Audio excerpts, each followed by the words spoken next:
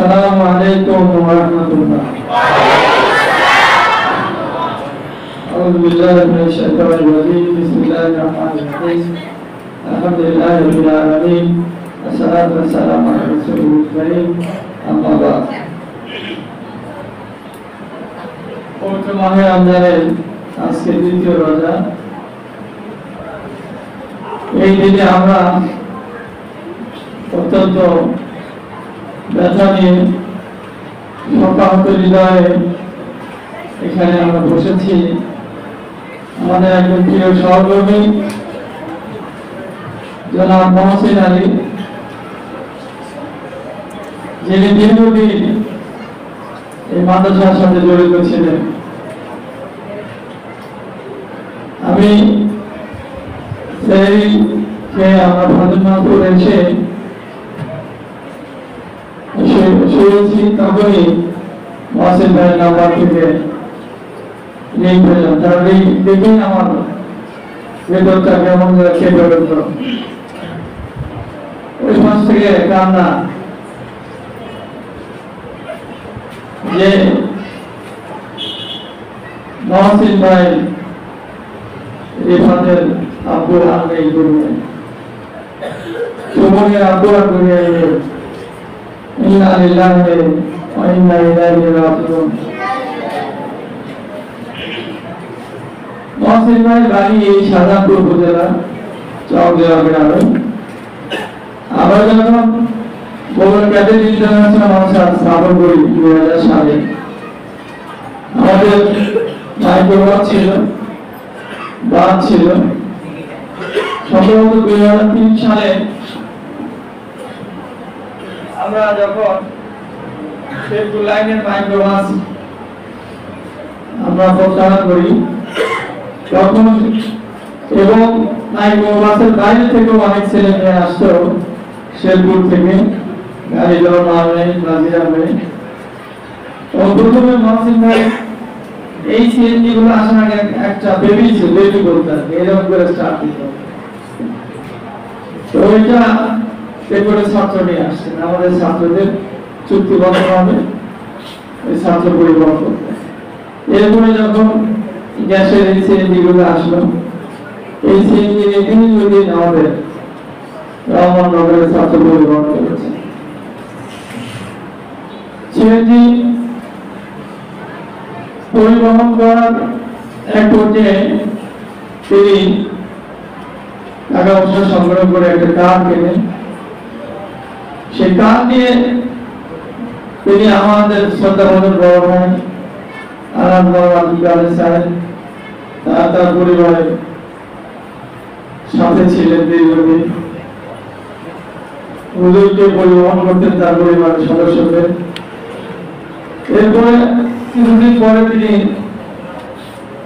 গাড়ি বিক্রি করে দিলেন, তিনি সৌদি আরবে চাকরির জন্য গেলেন। সৌদি আরবে 2019 সালে প্রথম দিকে তিনি গাড়ি বিক্রি করে সৌদি আরবে গেলেন। যাওয়ার পরে মরুভূমিতে তাকে কাজ দেয়, সেখানে তিনি টিকতে পারেন। পরে ওমরা করে মাসখানেক পরে তিনি দেশে ফিরে আসেন। আমি যখন গাড়ি কিনি 2019 সালের ডিসেম্বরে, আমার চিন্তা হচ্ছিল একটা ভালো ড্রাইভার কোথায় পাই। ইতিমধ্যে উনি ফিরে এসেছেন। ওনাকে বললাম চলে দেখে একটা গাড়ি পাই গেলে। তখন এই যে গাড়ি নিয়ে আসলাম, গাড়ি উনি চালাতে লাগলেন। সেই থেকে 2019 ডিসেম্বর থেকে 2024 ডিসেম্বর বলা যাবে, এই পর্যন্ত নিরবিচ্ছিন্ন ভাবে দায়িত্ব পালন করেছেন। করোনার মাঝে গাড়ি যতদিন বের করা যায়নি, একটু বিরতি ছিল। তার মানে মহসিন ভাই সুস্থ থাকলে আমার সফর, আমার প্রোগ্রাম গুলো ঠিক থাকে। মহসিন ভাই না গেলে আমার অনেক জায়গায় যাওয়া নেই। এই জন্য বলা চলে এই যে বাড়ি থেকে বের হয়ে যেখানেই যাই মহসিন ভাই আমাদের সঙ্গে থাকে। মহসিন ভাই দুটো ছেলে, একটা ছেলে সুমন এসএসসি পাস করে এখানে ডিপ্লোমা করে ঢাকায় লেখাপড়া এবং কর্মজীবনে। ছোট ছেলে রিফাত, আশরাফুল ইসলাম রিফাত, ওই রহমানগর ক্যাডেট মাঝে পড়তো, পরে তারপরে এখানে এসে দাখিল পাস করেছে 2020 সালে এবং নওগাঁতে পলিটেকনিক থেকে ডিপ্লোমা করেছে। তাদের পরিবারের এমন কোনো অনুষ্ঠান ছিল না যেখানে আমরা আমন্ত্রিত হই, এবং খুবই সাধারণের মানুষ ছিল, খুবই সহজ সরল মানুষ ছিল। আমরা তার সাথে একটু রসিকতা করতাম, আমিও মাঝে মাঝে কথা বলতাম। সে সব সময় তার পরিবারের আত্মীয় স্বজনের খোঁজ রাখত। এমন বেশি বেশি বেশি মোবাইল তাকে করতে হতো, ধরতে হতো। তার আত্মীয় স্বজন ব্যাপকভাবে তাকে স্মরণ করত। তার শ্বশুরবাড়ি এলাকার সাবরুল বিশাল পরিবার, প্রত্যেকটা কাজে কর্মে তার সক্রিয় অংশগ্রহণ ছিল। আমরা মহসিন ভাই ড্রাইভিং করার দায়িত্ব, উনি আসলেই দেখা যাবে আমাদের যে কোনো অনুষ্ঠানে রান্না বান্নায় কাজে কর্মে সক্রিয়ভাবে অংশগ্রহণ করেছে। আমার মহাস্থান মাদ্রাসায় উনি গেলে গাড়ি রেখে তিনি মহাস্থান মাদ্রাসার তাদের সাথে মিশে যেতেন, এলাকার মানুষের সাথে মিশে যেতেন এবং যে কোনো কাজে খুব সক্রিয় ভূমিকা পালন করতেন, যার কারণে সবার কাছে আগ্রহ করে দিয়েছে। বাংলাদেশে গেলে সেখানে তিনি সহজেই সবার সাথে মিশে যেতেন, প্রত্যেকটা কাজে নিজেকে জড়িত করাতেন। মহসিন ভাই যখন ডিসেম্বরে, সম্ভবত নভেম্বরে হবে কিংবা ডিসেম্বরে, উনি একদিন বললেন যে আমার গাড়ির কাগজপত্র হারিয়ে গেছে, পুরোপুরি লাইসেন্স, ফিটনেস, রোড পারমিট এগুলো পাওয়া যাচ্ছে। তো উনি ধারণা যে এখানেই উনি ব্যাগটা নামাইছেন, এখানে কোথাও পড়ে গেছে। এরপরে আমরা সেটা থানায় জিডি করা হলো কাগজপত্র উত্তোলনের জন্য। এরপর কয়েকদিন পরই মহসিন ভাই অসুস্থ হয়ে পড়লেন, বেশি অসুস্থ, তার কোমর ব্যথা, করতে পারতেছেন না। সপ্তাহখানিক পরে উনি আবার আসলেন, আবার গাড়ি কয়েকদিন চালালেন, তারপর আবার তার অসুস্থতা বেড়ে গেল। আমরা তাকে রেজাউল খান সহ ইসরাফিল সহ আমরা তাকে দেখতে গেলাম সাবরুলের শ্বশুর বাড়ি। সেখানে খুব দুর্বল অবস্থায় সে উঠে বসে আমাদের সাথে কথা বলল, খেতে পারে না, আমরা তার জন্য দোয়া করলাম। এরপরে মাঝে মাঝে মোবাইলে আমরা খোঁজ দিচ্ছি। সর্বশেষ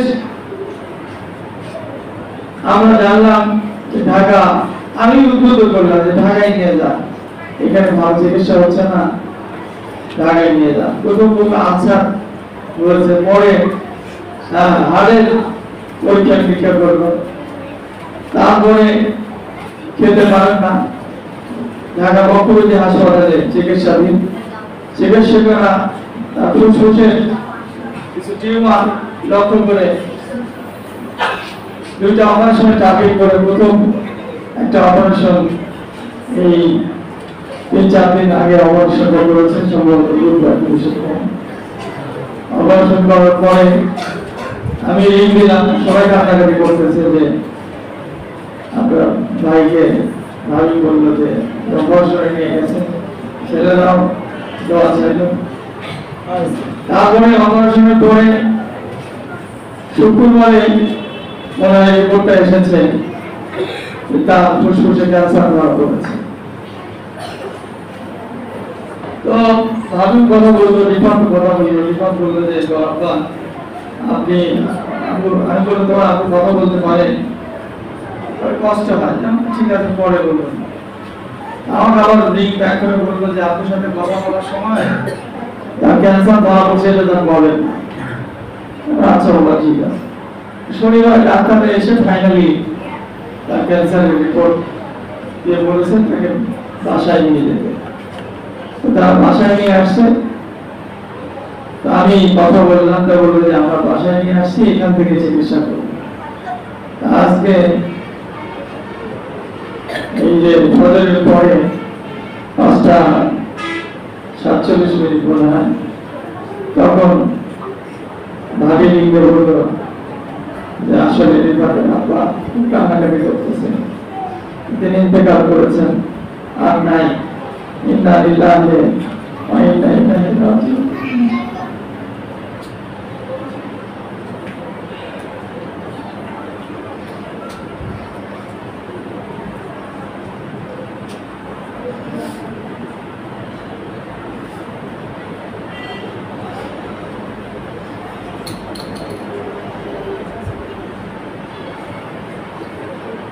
মানুষের ভাবি চলে গেল, আমার চলে গেল, ইতিহাস চলে গেল।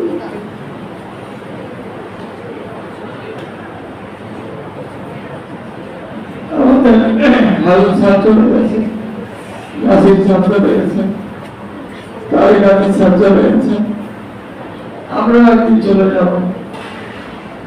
তোমরা হাতে খবর পাবে পরিচালক স্যার নাই।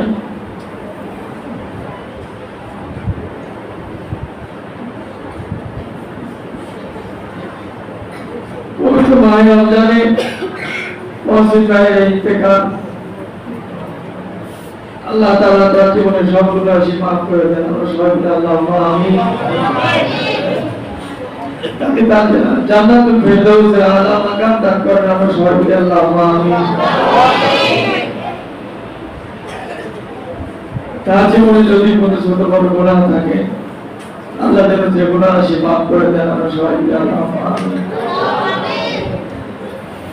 তার স্ত্রী, সন্তান, তার ভাই, দাদা, আত্মীয় স্বজন যারা আছে সবাইকে আল্লাহ তাআলা সবে জামিল দান করে, ধৈর্য দান করে, তৌফিক দান করে, আমরা সবাই বলি আল্লাহুম্মা আমিন। তোমরা ভালোবাসা দিয়ে খতমে কোরআন করেছো, কালেমা খানি করেছো, দোয়া কালাম করেছো। আজকে কার জন্য দোয়া হবে, তার সম্মানে আমরা ক্লাস সাসপেন্ড করে দোয়া করে মাদ্রাসা আমরা ছুটি দিয়ে দিচ্ছি। রহমতনগর দোয়া হচ্ছে। আসলে আল্লাহ তাআলা কোরআনে বলেছেন যে কুল্লু উম্মাতিন আজাল ফাইদা আজাল লা ইয়াস্তাগফিরুনা সাআতাও ওয়া লা ইয়াস্তাগফিরুন। প্রত্যেকের জন্য একটা সময় নির্ধারণ করা আছে, সেই সময়টা যখন আসবে এক মুহূর্তে আরো পিছনে হয় না, তখনই আল্লাহ তাকে সারা পিছনে যেতে হয়। কয়েকদিন আগে আমাদের সামিউল স্যারের আম্মা, আমরা সামিউল স্যারকে আম্মাকে রেখে সামিউল স্যারকে নিয়ে আমরা শিক্ষা সফরে গিয়েছিলাম ময়মনসিংহ এলাকায়। সেখানেই আমরা খবর পেলাম সামিউল স্যার প্রচন্ড ভাবে ভেঙে পড়ে কান্নাকাটি করতেছেন, তার মা ছেড়ে চলে গেছে। তোমাদেরও অনেক আপনজন অনেক কিছু চলে গেছে। আমরা আল্লাহর কাছে এই দোয়া করি যে আমরা দুনিয়াতে এমন জীবন গঠন করব যখন মানুষ জন্মগ্রহণ করলে মানুষ খুশি হয়, বাচ্চা কাঁদে আর দুনিয়া হাসে, সবাই হাসি, বাচ্চার আগমনে খুশি হয়। এমন জীবন গঠন করব যখন আমরা মারা যাব তখন আমরা যাতে হাসতে পারি, হাসতে হাসতে কবরে যেতে পারি, আর দুনিয়ার মানুষ যেন কাঁদে একটা ভালো মানুষ আমাদের ছেড়ে চলে গেল। এই জন্য মানুষের সাথে চলাফেরা ওঠা বসায় ব্যবহারে আমরা সব সময় যেন মার্জিত শালীন ভদ্র আচরণ করি, সত্য কথা বলি, নামাজ ঠিক করে আদায় করি, নিজের কাজের দায়িত্ব ঠিকমতো পালন করি। মহসিন ভাই অনেক রাত পর্যন্ত আমার সঙ্গে থাকছে, রাত 12টা-1টার সময় অনেকদিন আসতে হয়েছে। অগ্রগতির মহসিন ভাই থাকেন, এখানে থাকেন, আপনার বাড়ি অনেক দূর, রাস্তাঘাট আলা জঙ্গল অতিক্রম করা লাগে, না হয় যেতে পারবে, অসুবিধা নেই। সাইকেল নেই, কষ্ট হয়ে গেছে, মাঝে মাঝে মোটর সাইকেল এসেছে, এই দায়িত্ব পালন করতে অনেক কষ্ট করেছেন, কিন্তু আমরা তার দায়িত্ব পালনের প্রতি খুশি ছিলাম। আমি দায়িত্বশীল হিসেবে বলছি, আমরা খুশি ছিলাম, আমি খুশি ছিলাম। আমার পরিবারের সকল আত্মীয় স্বজনের বাড়ি ঘর ঠিকানা সব তার জানা, বললে নিজের সেখানে নিজের মতো করে দায়িত্ব পালন করছে। আজকে তিনি নাই, চলে গেলেন, এই নষ্ট পৃথিবীর পা ত্যাগ করে আল্লাহর কাছে চলে গেলেন। আল্লাহ যাতে তার এক বান্দা হিসেবে তাকে কবুল করেন, আমরা সবাই বলি আল্লাহুম্মা আমিন। তার পরিবারের জন্য এই মহা মুসিবত, যার বাবা নাই তারাই জানে বাবার অভাব কত কঠিন, যার মা নেই তারাই জানে তার মায়ের অভাব কত কঠিন। আমরা মহসিন ভাইয়ের পরিবারের জন্য দোয়া করি, তার অভাবে আল্লাহ তারা নিজের গার্জিয়ান হিসেবে যারা তাদের দেখাশোনা করে, আমরা সবাই বলি আল্লাহুম্মা আমিন। বলেছি যে এটা মাদ্রাসা ইন্টারন্যাশনাল মাদ্রাসা, বাংলাদেশ বালক বালিকা মাদ্রাসা, মহাসান মাদ্রাসা, আমাদের সমিতি সংগঠন, ইমাম সমিতি, মাদ্রাসা শিক্ষক সমিতি, ইসলামিক স্টাডিজ, যেখানেই আমরা অর্থবহ করেছি সেখানেই মহসিন ভাই এবং মহসিন ভাই অনেক গুণগ্রাহী ভালোবাসার মানুষ। আমরা হয়তো কোনো দাওয়াতে গিয়েছি, দেখা যায় আমরা ভেতরে খাইতে বসেছি, মহসিন ভাই চিন্তা করতেছি, কিন্তু না, ওই এলাকার মানুষজন মহসিন ভাইকে আপন করে আমাদেরকে বসানোর আগে তাকে নিয়ে আহ্বান করেছে। তার মানে মহসিন ভাই এত সবার কোনো আপন ছিল, সেই মানুষটা চলে গেল। আল্লাহ কাছে দোয়া করি, আল্লাহ যেন কবরের জিন্দেগিতে আল্লাহ তাকে ভালো রাখে, আমরা সবাই বলি আল্লাহুম্মা আমিন। আর আলোচনা লম্ব করবো না, তোমরা একবার সুরা ফাতিহা পড়ো, 3 বছরে একবার পড়ো, দোয়া করো আমাদের ইনশাআল্লাহ।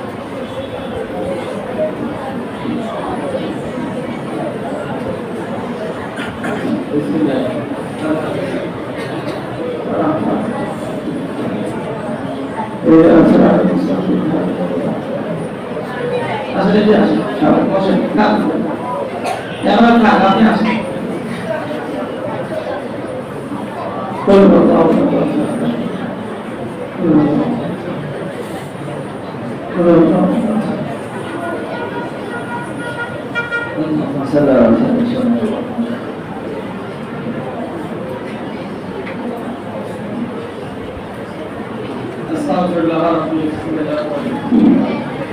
اللهم آمين. ربنا ظلمنا أنفسنا وإن لم تغفر لنا وترحمنا لنكونن من الخاسرين. ربنا آتنا في الدنيا حسنة وفي الآخرة حسنة وقنا عذاب النار. ربنا هب لنا من أزواجنا وذريتنا قرة أعين واجعلنا للمتقين إماما. رب العالمين قلنا في جاهل المدرسة ما سبت من الدنيا ولما كرمت الدنيا أنت شهيدا فرزقنا تبسي الله.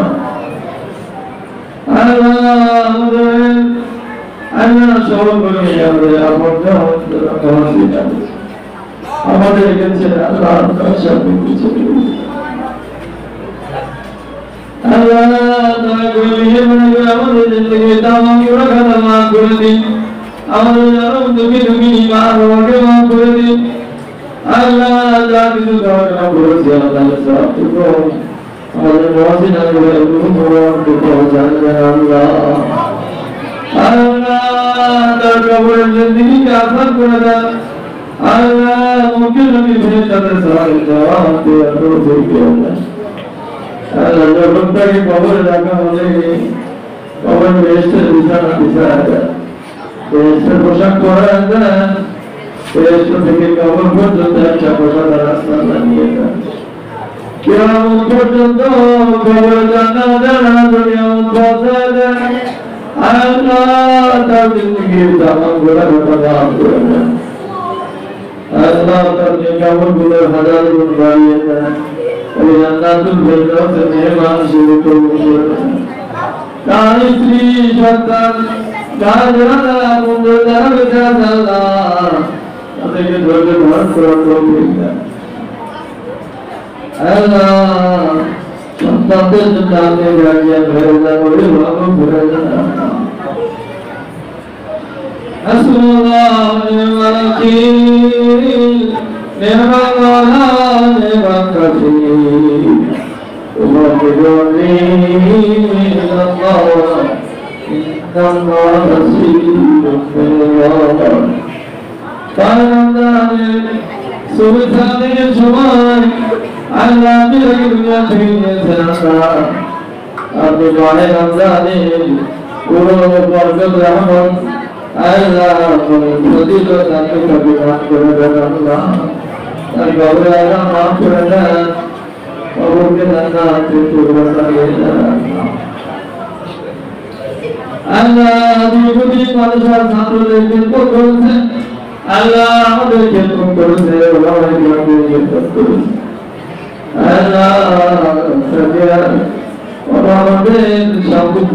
সম্পর্কের কারণে ভালোবাসার কারণে আরেকজন সাথী তাকে জানান আল্লাহ আসর নাশর ব্যবস্থা করুন।